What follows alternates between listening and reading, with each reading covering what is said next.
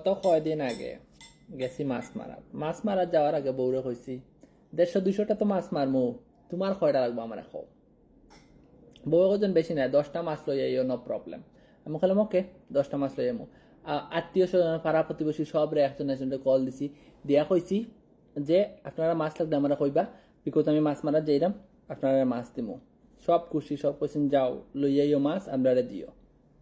তখন জাহান রে কল দিছি, দিয়া কইছি ও বা আমার তো বড়ি নাই, বড়ি লাগবো তো আমার মাছ মারা যে এরকম কি, বাট বড়ি তো নাই। জাহানে কইছে নো প্রবলেম ভাই, আমি আছি। সাসাই রে ওখন কইমু, সাসাই 3-4টা বড়ি সাথে সাথে রেডি করবা। হাসা গিয়া দেখি জাহান আর সাসাই দুইজনে লইয়া 4টা বড়ি রেডি।